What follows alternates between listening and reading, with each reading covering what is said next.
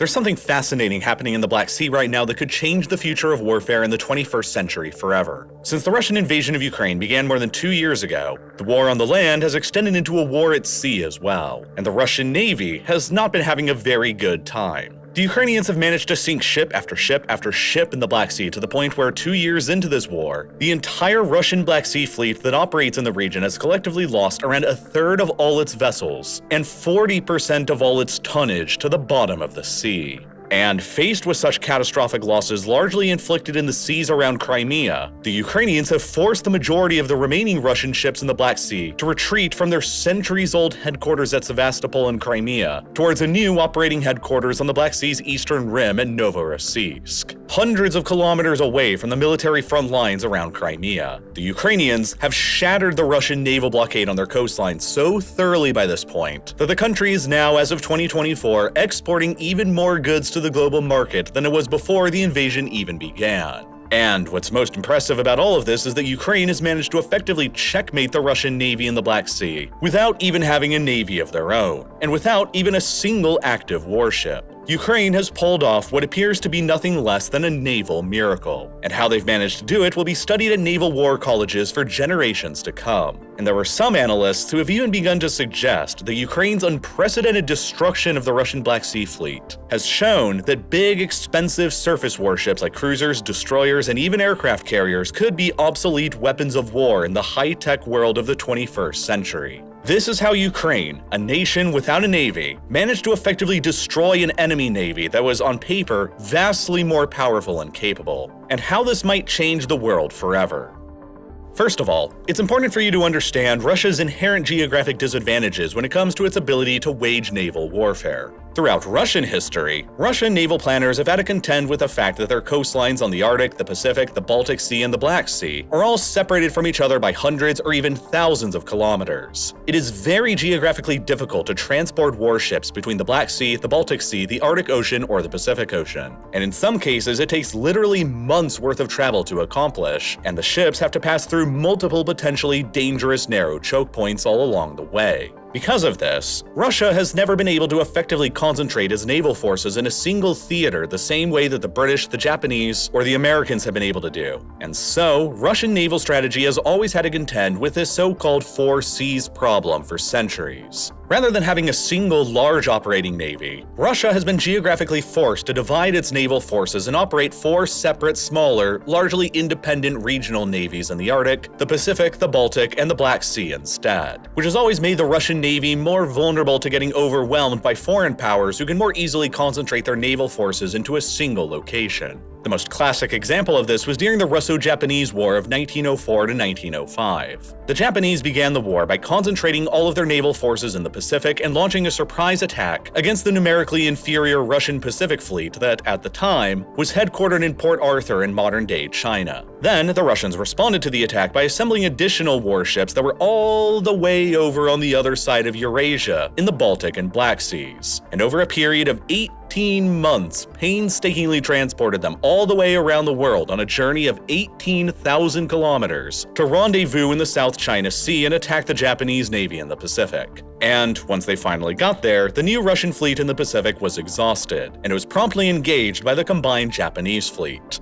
The new Russian fleet in the Pacific was then almost completely destroyed down to the very last ship in the process, in one of the most catastrophic naval defeats ever suffered in human history, that also offered a prelude to what is currently going on in the Black Sea between Russia and Ukraine today. The modern Russian Black Sea Fleet was founded in 1783, almost immediately after the Crimean Peninsula was first conquered by the Russian Empire from the Ottomans. For more than 240 years since then, the Russian and Soviet Black Sea Fleets have always been headquartered in the port of Sevastopol, because it is the most strategically significant natural harbor that can be found anywhere in the entire Black Sea. It's a warm water port year-round that doesn't freeze over during the winter, meaning that it can be accessed by ships without needing icebreakers year-round. And it's also a deep water port, which means means that its waters are deep enough to house larger displacement warships and submarines. It's a large and well-protected natural harbor that cuts into the Crimean landmass that can accommodate a very large number of ships and submarines. And it sits in a highly strategic commanding location at Crimea's southern tip, almost precisely in the geographic center of the Black Sea, enabling warships and submarines based inside to rapidly sortie out and access any threats across the region. Because of these natural advantages, whoever has been able to control Sevastopol has been able to effectively dominate the entire Black Sea region for centuries. And these natural advantages have been compounded by the fact that over the centuries that the Black Sea Fleet has been based there, Sevastopol has more critical naval infrastructure and repair and support facilities than anywhere else in the Black Sea too, which cements its location as the most ideal place in the region to keep a navy at.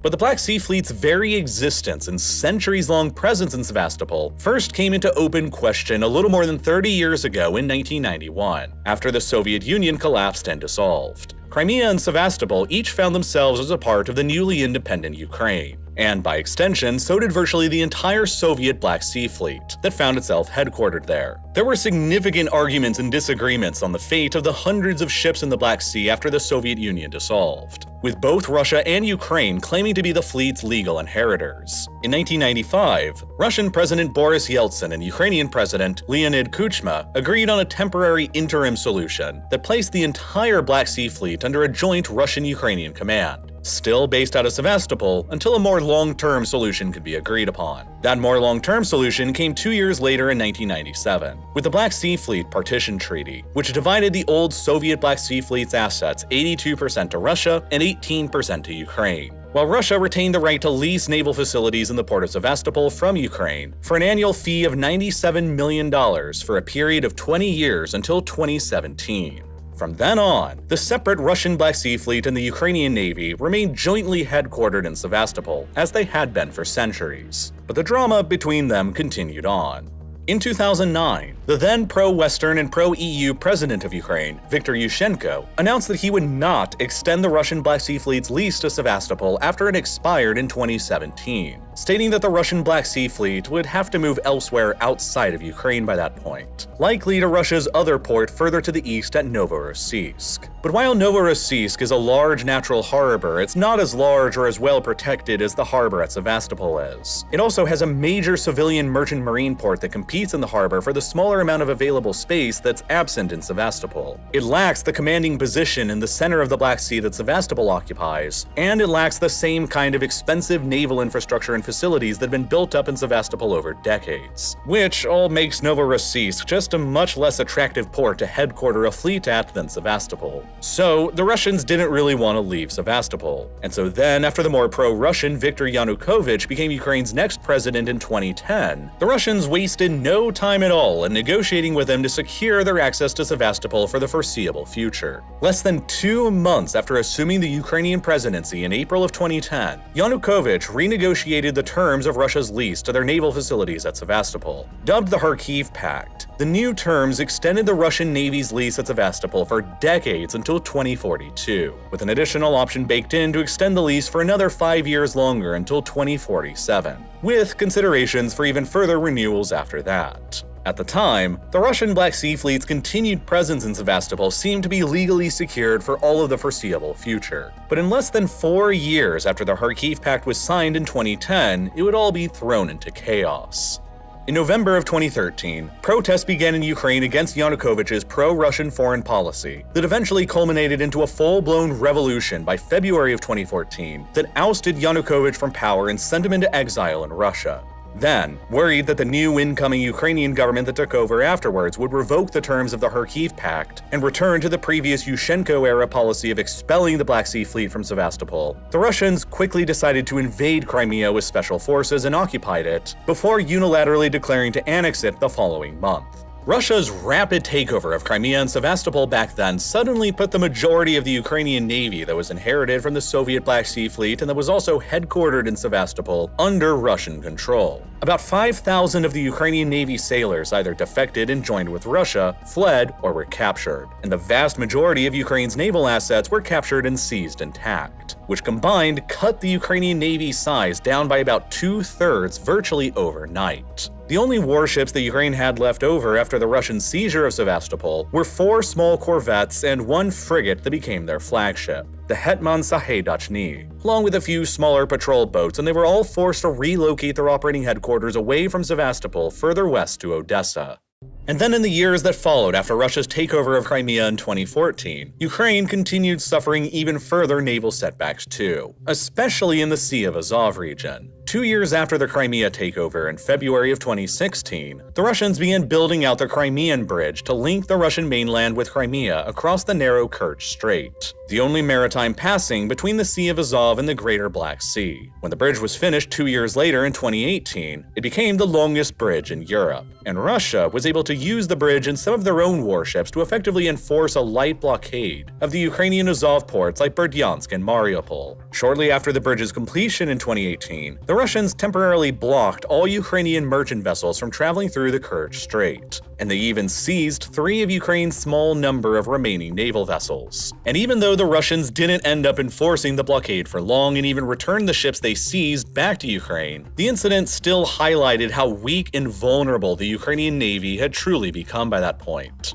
Then, in the build-up toward Russia's full-scale invasion of Ukraine that began in February of 2022, the Russians relocated 6 of their warships from elsewhere in January, the month before they invaded, to reinforce the Black Sea Fleet further, because they knew that after they started the invasion, they probably wouldn't be able to send any additional warships into the Black Sea to replace any losses they might end up suffering. And this is because of the intricacies of a nearly century-old international treaty known as the Montreux Convention. Signed all the way back in 1936, Montreux has remained in force ever since, and it regulates all maritime passage through the strategically important Turkish Straits, the Bosphorus in the northeast and the Dardanelles to the southwest, which together form the only navigable passageway between the Black Sea and the Aegean Sea, and from there the Mediterranean and the Greater World Ocean. The straits are the only possible way that vessels from Georgia, Ukraine, Romania, and Bulgaria can access the global ocean, and the only way that Russia's regional vessels in the Black Sea can access the global ocean too. Under the terms of Montreux, civilian merchant vessels of any flag are granted unrestricted access through the Turkish Straits whenever they want, as if they're international waters. But warships have much heavier restrictions placed on them. During peacetime, nations that don't have a coast on the Black Sea have restricted access on sending warships through the straits, limited both by tonnage and by the amount of time that they can actually stay in the Black Sea, which has always restricted navies from the US, UK, or France from being able to access the sea. The nations around the Black Sea, including Russia, enjoy fairly free and open access for their warships to use the straits during peacetime, and only the Black Sea nations themselves are ever allowed to send submarines through the straits, while aircraft carriers are always banned regardless of what nation they belong to.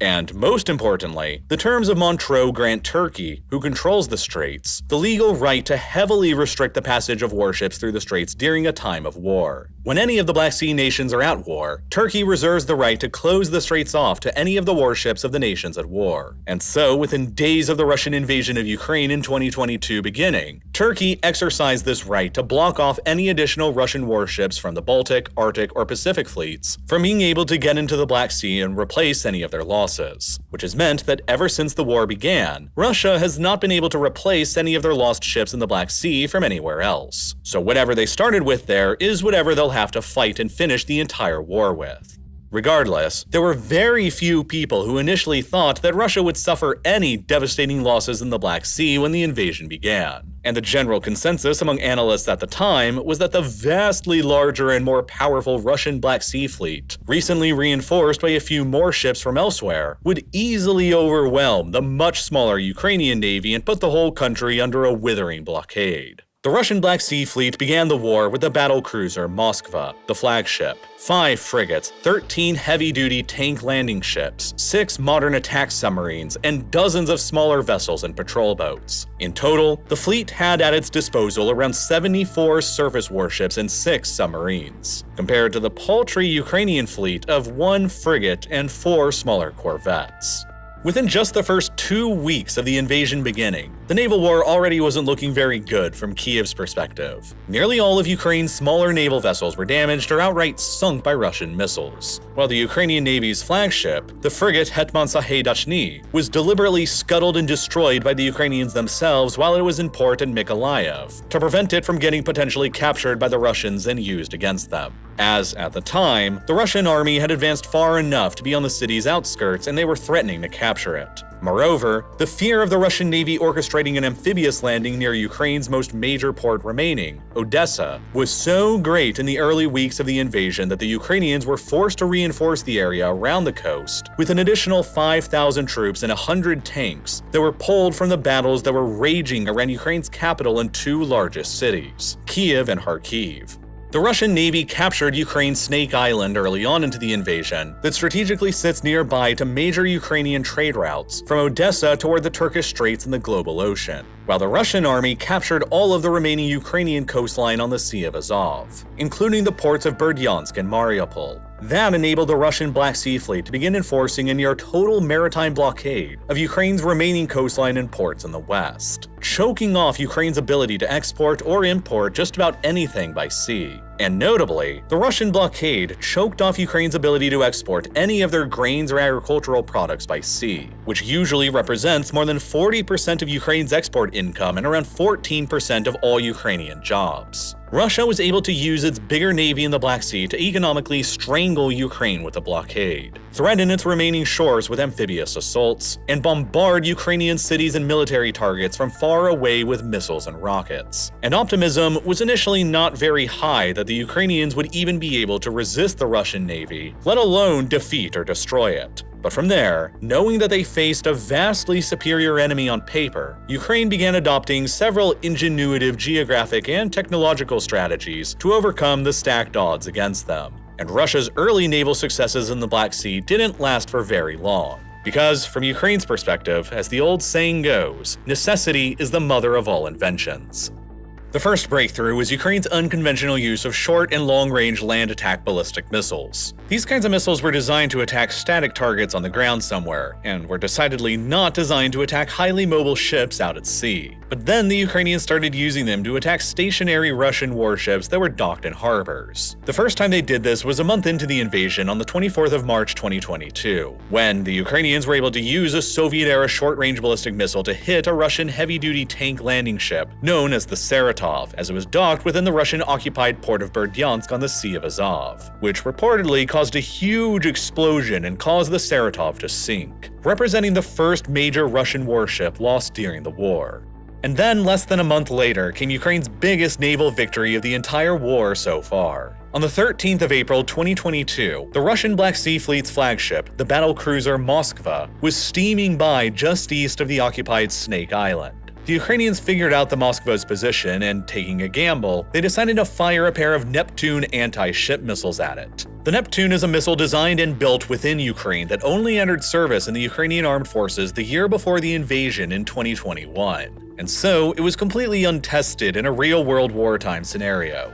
They were designed to have an operating range of between 200 and 300 kilometers or 120 to 190 miles, and were designed to take on ships up to 9,000 tons in weight. Fully loaded, the Moskva clocked in at nearly 11,500 tons. But regardless, the Ukrainians decided to fire the Neptunes at it anyway and were likely not expecting significant results. But significant results are exactly what happened. The Neptune missiles both impacted the Moskva and caused catastrophic damage to it, enough that the Russians attempted to tow it back to safety at a port somewhere, only for it to sink beneath the waves down to the bottom of the Black Sea in the process. The loss of the Moskva in April of 2022 represented the first Russian flagship to be lost in action since the devastating defeat of the Russo-Japanese War more than a century previously, and it further represented the single largest warship to be lost in action anywhere since the Argentine cruiser General Belgrano was sunk by the British in 1982 during the Falklands War. The loss of the Moskva also proved the dangerous lethality of Ukraine's Neptune anti-ship missiles that could be fired from land on the country's remaining non-occupied coastline, which effectively enabled the Ukrainians to set up a big area of anti-access area denial across the western Black Sea extending between 200 to 300 kilometers away from their remaining coastline.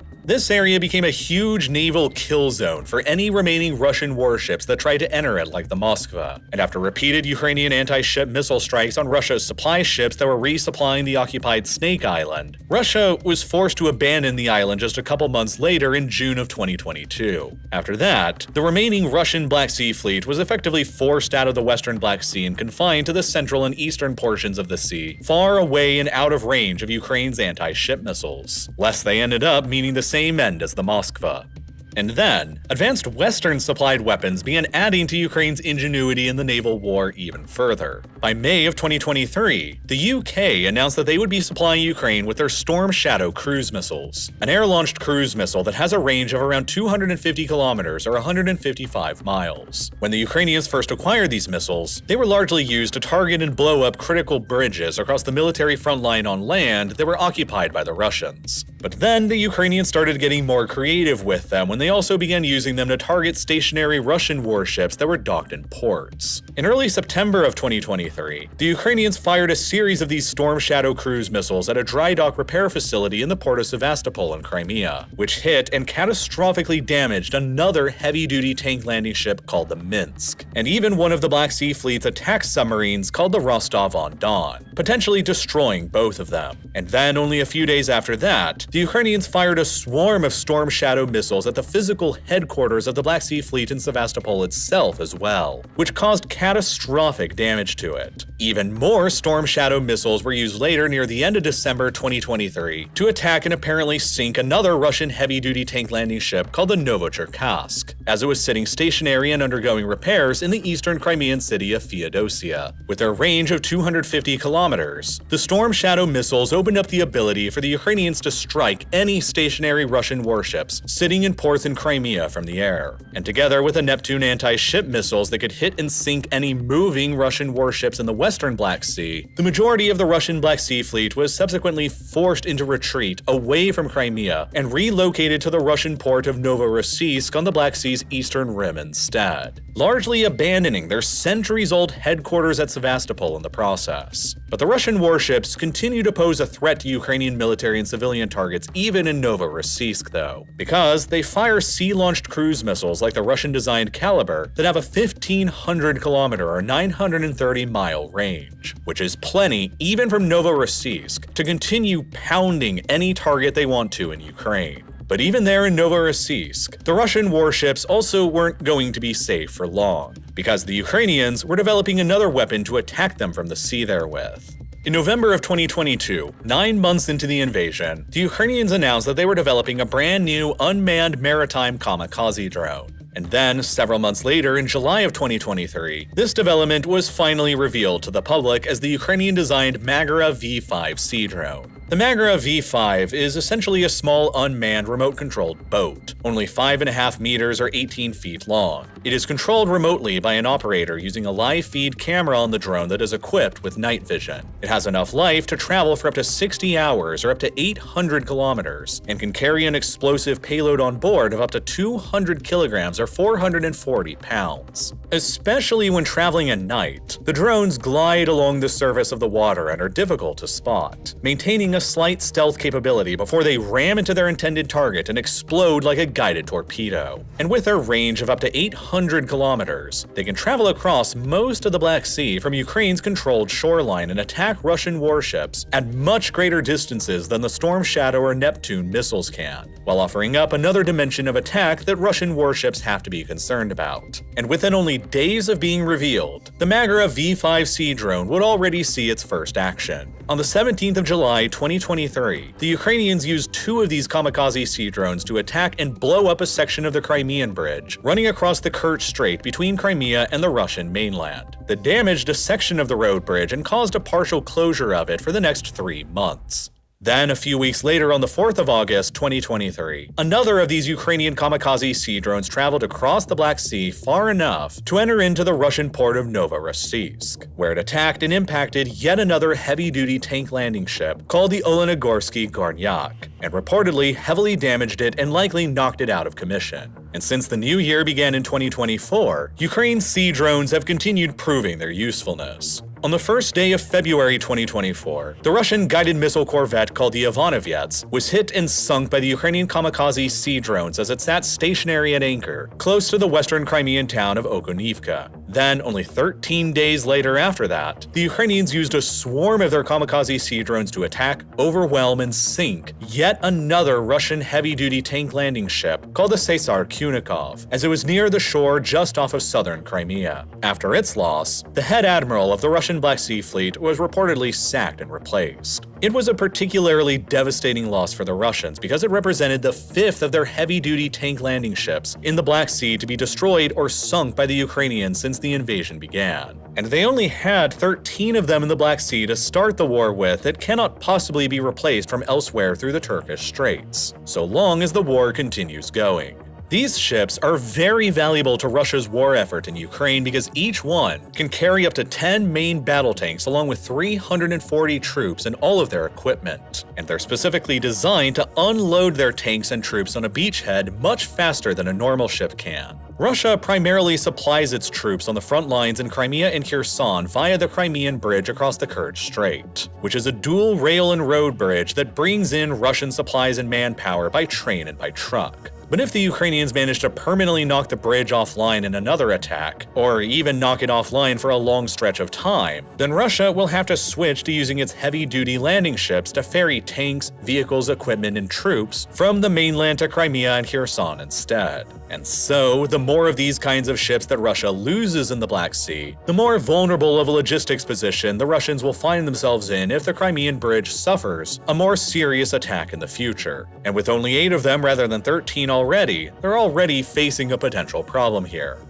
And then the following month in March of 2024, the Ukrainians attacked and managed to sink another significant Russian warship using their kamikaze sea drones. This time, the Sergei Kotov, a large and modern patrol boat that the Russians only finished constructing a few years ago back in 2021, that, according to Ukrainian intelligence, cost them $65 million to build. Each of Ukraine's Magara V5 kamikaze sea drones costs a relatively paltry $250,000 a pop to produce, which means the Ukraine's sea drone program is experiencing a wild return on investment. In less than 1 year, a series of cheap $250,000 sea drones built by Ukraine have destroyed or sunk 4 major Russian surface warships that probably collectively cost more than $100 million to build. The Storm Shadow missiles that Ukraine has also used against the Black Sea Fleet are much more expensive by comparison, at a little more than $3 million per missile, and yet they have still been highly cost-efficient from the Ukrainian perspective in the naval war, sinking or destroying 2 Russian surface warships and 1 submarine that alone cost an estimated $300 million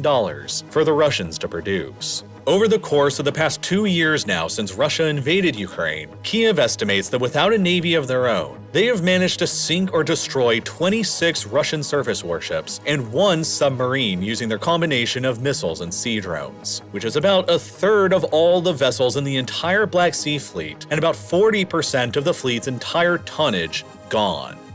And naval officers from around the world are almost certainly studying what's happened here over the past couple years in the Black Sea, because the lessons and consequences could be profound and have huge ramifications all around the world. For example, what lessons are the Chinese learning here for their own war plans surrounding a potential amphibious invasion of Taiwan? China has probably anxiously watched on as the on paper vastly more powerful and capable Russian Black Sea Fleet has gotten itself absolutely thrashed by a country that doesn't even really have a navy. And Taiwan has a substantially more formidable navy and budget to work with than the Ukrainians did. It's true that Taiwan's navy pales in comparison to China's on paper, but so did Russia's over Ukraine's. What is to stop Taiwan from pouring their much larger finances than Ukraine into what has clearly worked so well in the Black Sea, and building up an arsenal of thousands of cheap kamikaze sea drones and anti-ship missiles? Would that be capable of halting the Chinese invasion fleet in its tracks the same way that the Ukrainians have halted the Russians in the Black Sea? Moreover, what if non-state actors like the Houthis in Yemen began getting their hands on cheaply made kamikaze sea drones like the Ukrainians? Would the Houthi attacks on merchant shipping in the Red Sea and around the narrow Bab el-Mandeb Strait get far more successful and deadlier if they had these kinds of sea drones at their disposal? There are some analysts who think that Ukraine may have just opened up a Pandora's box in global naval warfare, and that their their employed strategies in the Black Sea have proven to be so effective that they may have just made large conventional surface warships an obsolete weapon of war in the 21st century.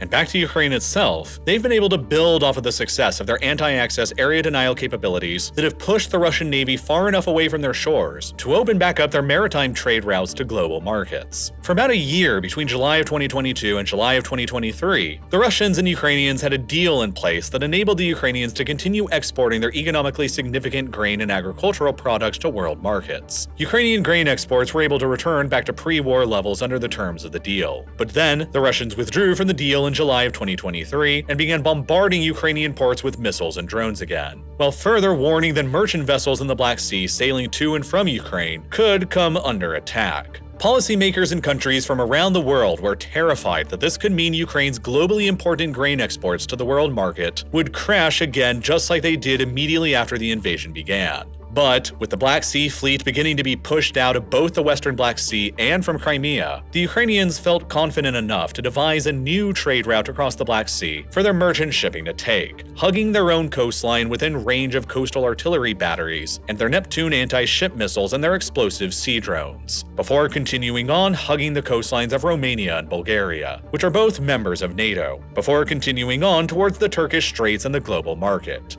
And since the entire route follows shallower waters near to the coast, Russian submarines will struggle to operate in them. And since September of 2023, when the Ukrainians started using this new trade route, the Russians haven't attempted a serious attack on it a single time. And the Ukrainians' grain exports have increased to levels even higher than they were before the war, with higher exports in January of 2024 than in January of 2019 or 2020. There were also several unintended consequences of Russia's invasion of Ukraine that have further handicapped their naval potential for future conflicts. Chief among them has been Finland's and soon-to-be Sweden's entry into the NATO alliance, which has effectively transformed the entire Baltic Sea into a NATO-dominated lake. Just a little more than 30 years ago, back in 1989, the Baltic was arguably dominated by the Russians in the form of the Soviet Union and the Warsaw Pact, since almost the entire southern shore of the sea was either directly under the control of the Soviet Union itself, or was by proxy in the Warsaw Pact states of Poland and East Germany. And now, only a little more than 3 decades later, a united Germany and an independent Poland, Lithuania, Latvia, and Estonia all join NATO, and with the entrance of Finland and Sweden into the alliance, Russia will only control 2 tiny slivers of the Baltic shoreline around their exclave of Kaliningrad and immediately around St. Petersburg,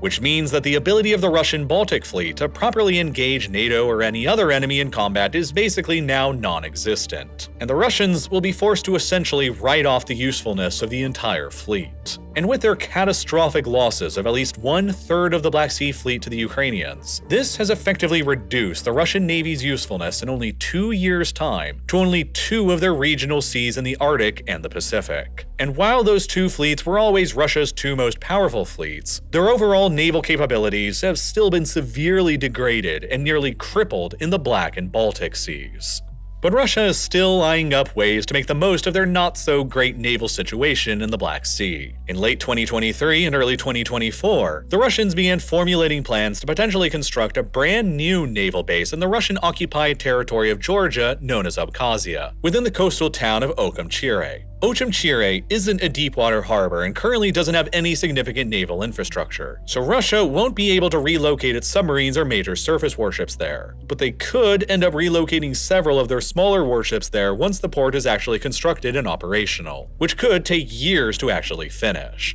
But if and when this new port at Ochimchire in Abkhazia is opened, it could end up paying Russia dividends in geopolitical value. First, it could serve as a safe area for many Russian warships remaining in the Black Sea because it's more than 800 kilometers away from any Ukrainian-controlled coastline, and so it's far out of range of Ukraine's cruise missiles and sea drones. But it still places nearly all of Ukraine's territory within firing range of Russia's own Kalibr-class sea-fired cruise missiles, allowing them to continue hitting Ukrainian cities and military targets in relative safety compared to in Crimea or in Novorossiysk. But perhaps even more importantly, the presence of Russian warships in Abkhazia would open up the territory to Ukrainian counterattacks eventually, which could bring the consequences of the war to Georgia, which is exactly something that Moscow would like to happen right now. Abkhazia is an internationally recognized part of Georgia that has been occupied by the Russians and claimed to be an independent state ever since the Russians invaded the country back in 2008.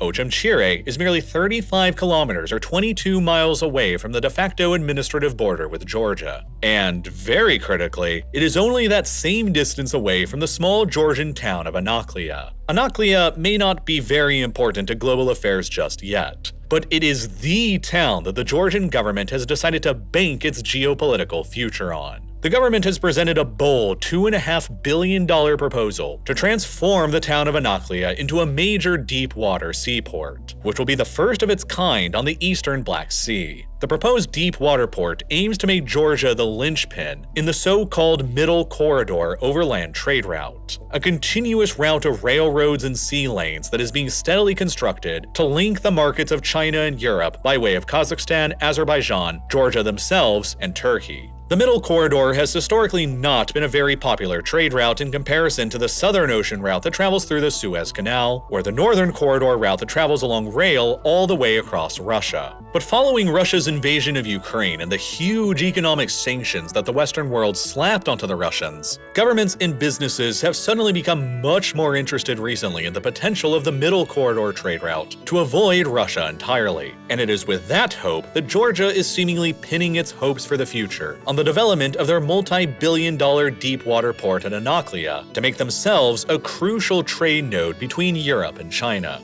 Of course, though, Russia would not like to see this Georgian idea work out, since it would directly challenge and threaten their own Northern Corridor trade route and also compete with their own port of Novorossiysk. Moreover, if successful, Georgia's port plan could also push the country closer towards the European Union and the West. Less than a week after Russia invaded Ukraine back in early 2022, Georgia formally applied for membership in the European Union, and recently in December of 2023, the European Union officially granted Georgia the status of an EU candidate. Brussels would greatly prefer that a European company be granted the contract to construct the multi-billion-dollar deep-water port at Anaklia, and it could help to boost Georgia's status of ascending from an EU candidate into a fully-fledged EU member state. These are also all things that the Russians would like to prevent and sabotage. And what better way to do so than by moving a large part of their navy down into a town in the occupied Abkhazia, only 35 kilometers or 22 miles away from Anaklia itself. If the ships there began firing missiles toward Ukraine, and then Ukraine retaliated by attacking the port, there would be an active war going on just a stone's throw away from Anaklia. Western insurance and construction companies might then get cold feet about the project and abandon it, potentially leaving the door open to China assuming construction of the project instead or killing it altogether, which could prevent Georgia from joining the European Union, keep them around in Russia's orbit, and safeguard their Northern Corridor trade route over any potential further development of the Middle Corridor.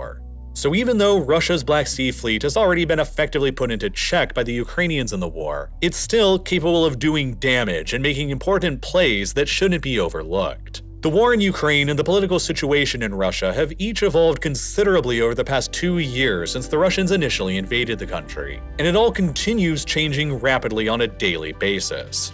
Over the past 3 months alone, nearly 50,000 news stories about the conflict in Ukraine have been published by sources from all around the world. And plenty of them have been written about the ongoing debate in the United States Congress to allocate another $60 billion worth of US funding for the Ukrainian war effort. The issue of continuing to financially support the Ukrainians or not after more than 2 years of war has become a highly partisan topic in Washington now, with the Democrats generally in favor of continuing and the Republicans generally opposed to it. After Hungary's right-wing Prime Minister Viktor Orbán visited Donald Trump at his Florida Mar-a-Lago estate just a few days ago, Orbán claimed that if Trump was re-elected to the presidency, he would immediately halt America's financial aid to Ukraine and potentially end the war. 82 sources have reported on this story, and the coverage of it has been fairly evenly split, with 36% of the reporting coming from the left and 34% from the right. But when you really start to compare the headlines around this conflict and how it's portrayed by the media in the United States and elsewhere, you really start seeing something interesting in some of the framing. There's this left-leaning source that refers to Hungary's leader as the autocrat. And then there's this right-leaning source that claims Trump will bring peace to the Ukraine conflict by ending America's funding for it. And this is why I've been using this video's sponsor, Ground News, to research issues in a way that lets me see past these kinds of partisan spins. It's a website and app designed by a former NASA engineer on a mission to give readers an easy, data-driven, objective way to read and parse the news. Every story comes with a quick visual breakdown of the political bias, factuality, and ownership of the sources reporting, all backed by ratings from 3 independent news monitoring organizations. And you can directly compare related articles from different sources to see what details are being emphasized, exaggerated, or left out. I also really like their blind spot feed, which highlights stories that are being disproportionately covered by one side of the political spectrum. This feature showed me that if you leaned left, you likely would have missed out on this story about 12 secret CIA spy bases that were built in Ukraine before the 2022 Russian invasion, since only 18% of the sources covering it have come from the left. And if you leaned right, you likely would have missed out on this story about the Pentagon considering tapping its last source of Ukraine military funding, as Congress continues stalling on additional aid for Ukraine, since literally 0% of the sources reporting on it have come from the right. I really strongly believe that it's super important we understand how our current partisan media environment operates, and the impact that it might be having on our politics so that we can engage in constructive dialogue, break out of unproductive echo chambers, and maybe even challenge some of our own assumptions in the process. And best of all, they're currently offering an unprecedented 40% off of the Ground News Vantage plan, which gives you unlimited access to all of their features. So go to ground.news/reallifelore or click the button that's here on screen, or follow the link down below in the description to subscribe for only $5 a month and help support an independent news platform that's working to make the media landscape more transparent. It'll help out supporting my channel's reporting at the same time, and as always, thank you so much for watching.